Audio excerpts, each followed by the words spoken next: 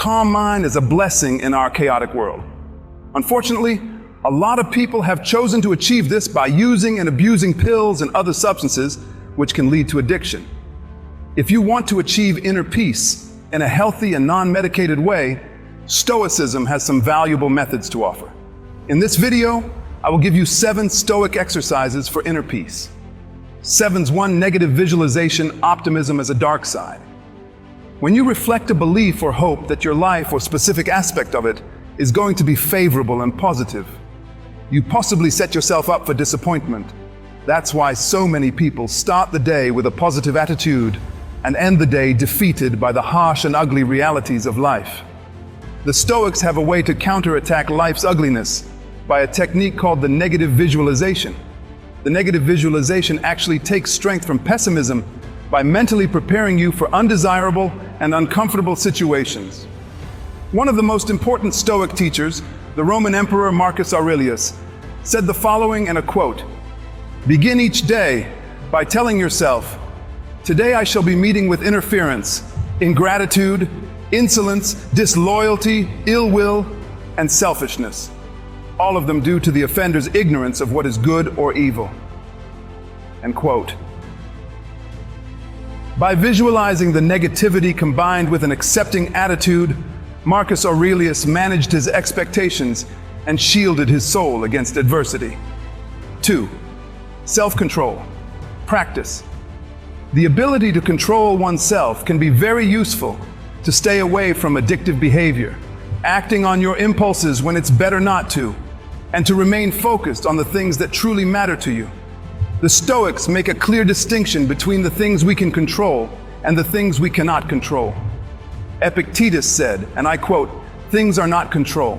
Our opinion, pursuit, desire, aversion, and in a word, whatever are our own actions, things not in our control. Our body, property, reputation, command, and in one word, whatever are not our own actions." End quote. The key is strengthening the things in our control, which takes practice. There are different ways to do this. An example is intermittent fasting, in which you don't eat for a specific amount of time. Another example is chewing on your food a certain amount of times before you swallow it. The last one seems easy, but when you're a glutton like me, when it comes to food, it's actually very difficult. 3. Don't give a practice. Okay? Now, after swallowing your food, after chewing it for 10 to 20 times, why don't you start eating like a pig? Don't use your hands. Just go for it. Especially in a restaurant so everyone can see what you're doing. This is a way to combat a trait that most of us seem to have in excess, caring too much about the opinions of other people. The thing is, the opinions of other people are not up to you. So why worry about it? Because of our social conditioning. It takes practice to break this habit. A fear of social ostracism is deeply ingrained within us. By deliberately making a fool of ourselves, we will be exposed to situations in which people will judge us negatively, even if it's just by looks and giggles. Slowly, you'll experience that this doesn't hurt as you've imagined. Thus, you don't give a fuck. Attitude has become stronger for journaling. Writing your thoughts down is a practice done by the Stoics to find relief and create a sense of order in their thoughts and memories. Therefore, journaling has a very cathartic effect on the mind.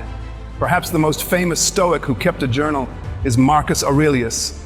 In fact, his journal can be read in book form and is called Meditations.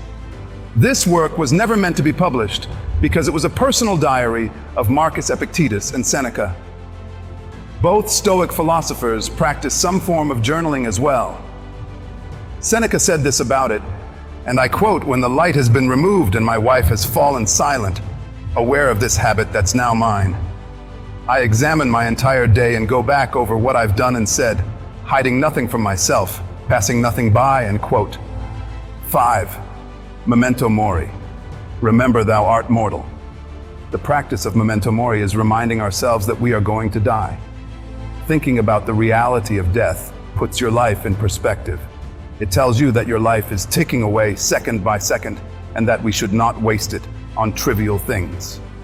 Also, it teaches us to live life more fully because tomorrow we might as well be dead.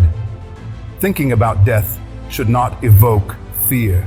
but gratitude and appreciation for the life that has been given to us. Seneca says this about death, and I quote, "Let us prepare our minds as if we'd come to the very end of life. Let us postpone nothing. Let us balance life's books each day." The one who puts the finishing touches on their life each day is never short of time. End quote 6. View from above. However, some believe it's flat. Let us stick with the widely accepted truth that the Earth is an orb. This orb is just a small planet in our solar system and completely dwarfed by the bigger planets, Jupiter and Saturn. And don't even talk about the sun. The sun, again, is a small star compared to many other stars in our galaxy, which is just one of the many, many galaxies in the Milky Way. When we realize how small we are, it becomes much easier to let go of the many trivialities of our human existence.